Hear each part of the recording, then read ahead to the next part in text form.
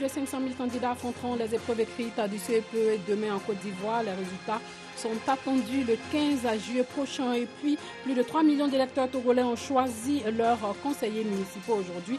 Les premières élections municipales depuis 32 ans. Bonsoir et bienvenue dans le journal. Bonsoir Boris. Tout se dessine aujourd'hui contre toute attente. Madagascar prend la tête du groupe B en battant le Nigeria. Belle surprise pour cette 32e édition de la Coupe d'Afrique. On en reparlera dans ce numéro 10 de Écho des Cannes. Dans quelques minutes alors Boris. Sachez que demain, 1er juillet 2019, 551 168 candidats se présenteront à l'examen du CEPE dans 2024 centres de composition sur toute l'étendue du territoire. La proclamation des résultats se fera le lundi 15 juillet à 14h précisément. Le gouvernement, lui, veut par des mesures fortes répondre aux attentes des Ivoiriens en rendant les services sociaux plus perceptibles et ce, en luttant contre la pauvreté, en améliorant leur pouvoir d'achat. Ce programme social du gouvernement était donc au cœur d'une rencontre du syndicat national du service social de Côte d'Ivoire, ce syndicat qui a organisé un panel pour se faire entendre. Colette Ilboudo, Clément Boko.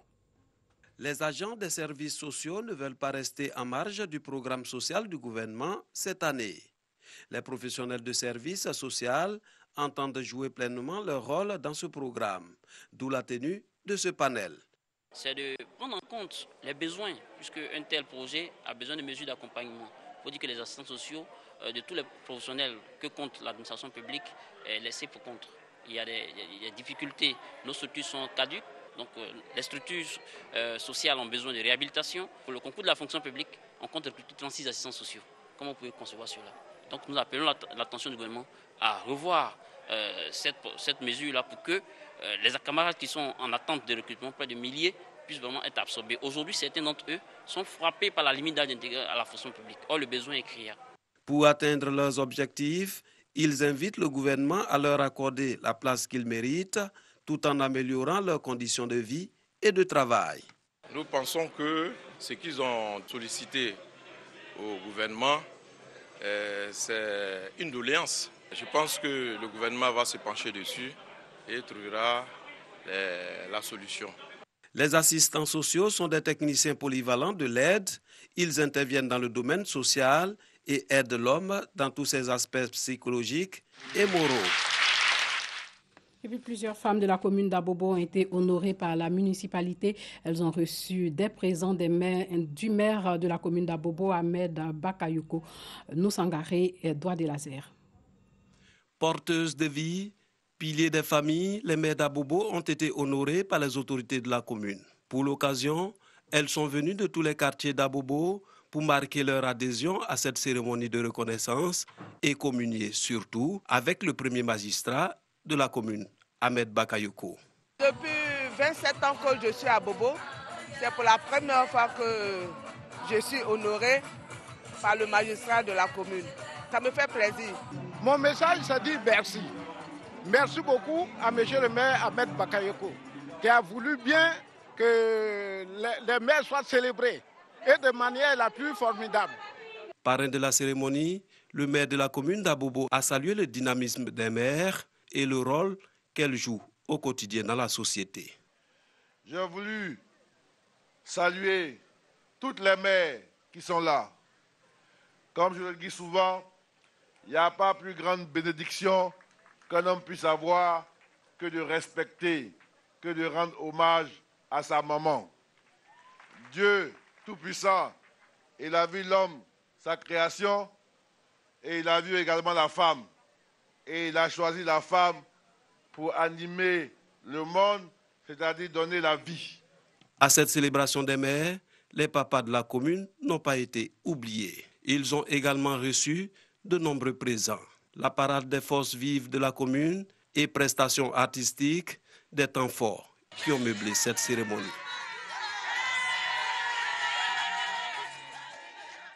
De religion, 40 femmes et 10 hommes formés pour un bon déroulement du Hajj 2019. La formation a duré 2 mois cette année. Ce sont 9 000 pèlerins qui vont effectuer le déplacement de la Mecque. 6 000 sont dans le contingent étatique et 3 000 pour le privé. Le reportage de Paraga Sorokoni.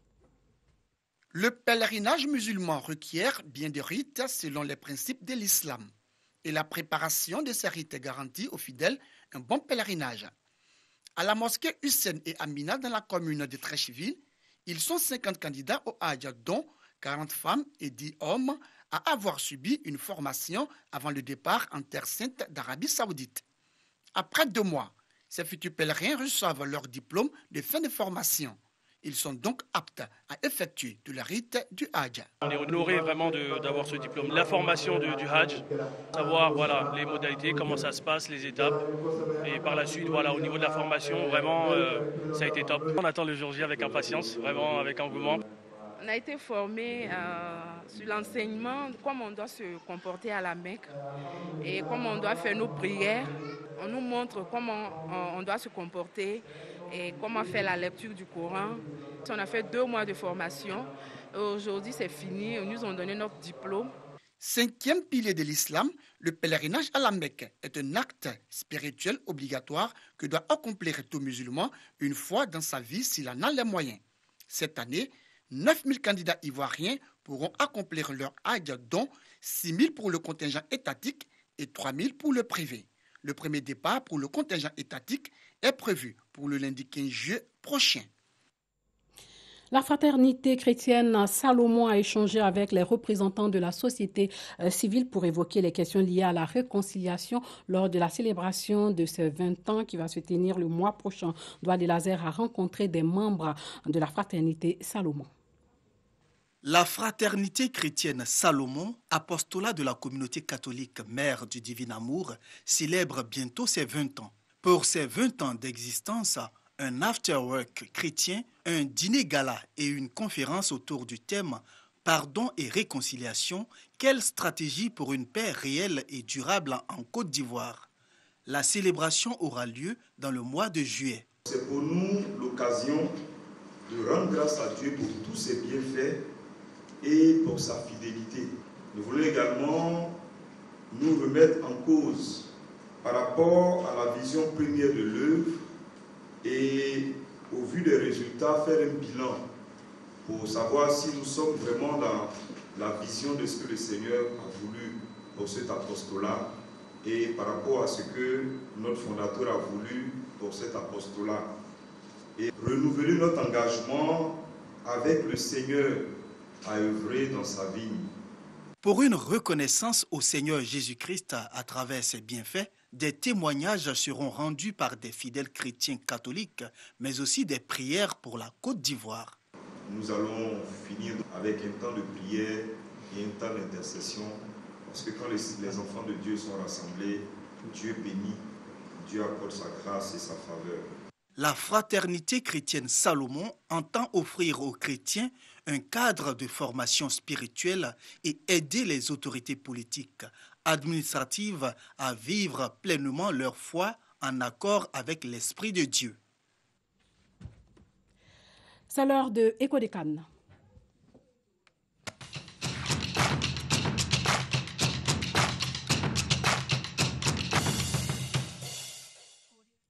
Boris, la grosse surprise ce soir, c'est Madagascar. Madagascar a créé la grosse surprise ce soir et pour débuter ce Écho des Cannes, on va commencer avec les résultats du groupe A. Tout à l'heure, nous reviendrons avec Madagascar. Alors, dans le groupe A, les matchs de la journée, l'Égypte, déjà qualifiée, a affronté son dauphin, l'Ouganda, au stade international du Caire.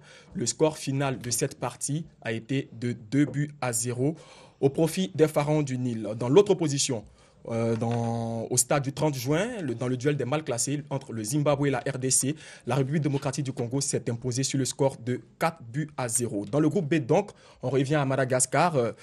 Les Barréens ont battu les Super Eagles du Nigeria sur le score de 2-0. Et dans l'autre match, au stade de l'Académie militaire du Caire, la Guinée s'est imposée face au Burundi sur le score de 2-0. On part donc avec le classement. Dans la poule A, l'Égypte et l'Ouganda occupent les premières et deuxièmes places, synonymes de qualification directe, quand la RDC, troisième avec 3 points, attend la fin des matchs de poule pour savoir si elle, accède au second tour. Dans la poule B, Madagascar réalise l'exploit avec 2 victoires et 1 match nul. Madagascar a 7 points, occupe la première place et le Nigeria occupe la deuxième place avec 6 points. La Guinée, qui totalise 4 points, attend la fin des matchs de poule pour savoir si elle aussi accédera à la phase des huitièmes de finale. Le Burundi est donc éliminé dans le éliminé, groupe B. 3 matchs joués, 0 match gagné, 0 but inscrit. Donc le Burundi sort et la Guinée est classée 3e. Comment les supporters guinéens appréhendent la chose? Les supporters guinéens vivant à Abidjan ont longtemps cru en une victoire du Nigeria face à Madagascar. Il faut dire que le Nigeria est un nord ici en Afrique et Madagascar participe pour la première fois à cette compétition-là. À la fin du match, Madagascar s'est imposé. Les Guinéens étaient quand même déçus et malgré tout, ils espèrent en une qualification de leur équipe. On va les écouter. Okay. Tout le monde s'attendait à une victoire du Nigeria, mais comme on le dit en football, c'est 11 contre 11. Quand tu joues pour gagner, tu te donnes les moyens, naturellement tu gagnes le match. À mon sens, le Nigeria a minimisé l'équipe du Madagascar. Les dieux du football étaient côté malgache. Ils ont battu le Nigeria. J'ai foi qu'on puisse passer. C'est fort probable qu'on soit en huitième de finale. Nous sommes très satisfaits du résultat du série national de ce soir. Malgré les 2 premières manches qui n'avaient pas été très satisfaisantes, avec un score de 2-0, nous espérons être repêchés parmi les 3 meilleurs pour la qualification des huitièmes de finale.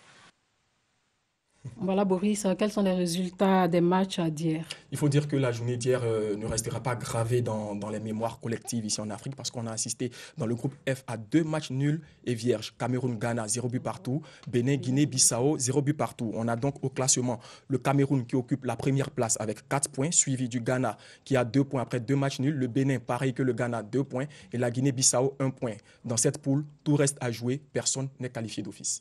Revenons à la Côte d'Ivoire. Nous savons tous que Serge Aurier ne jouera pas le match de demain parce qu'il est blessé.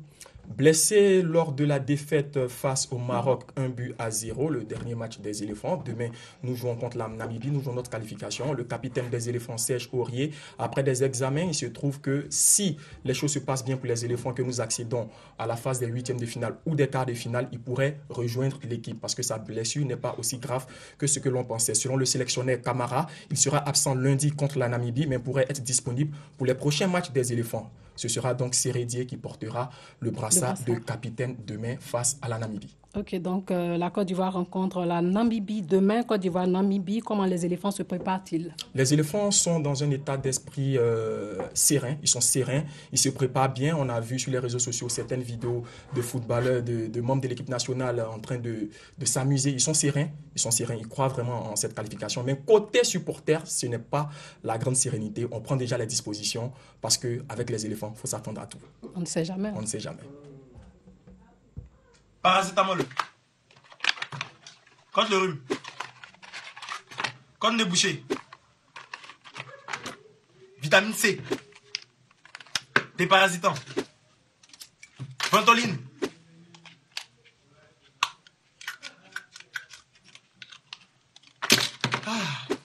Ça c'est pourquoi? On ne sait jamais. Ah oui, c'est vrai, c'est vrai. Bon, je suis au complet, je suis prêt. Et puis il y a le match des éléphants maintenant.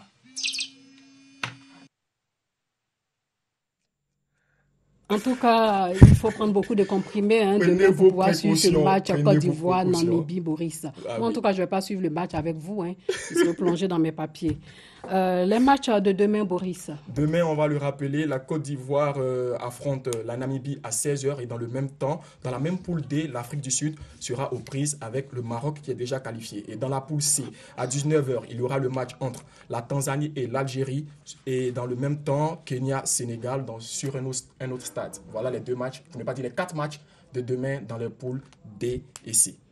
Merci Boris d'être venu sur notre plateau, mais ne partez pas, nous allons tout de suite revenir sur l'actualité au Togo.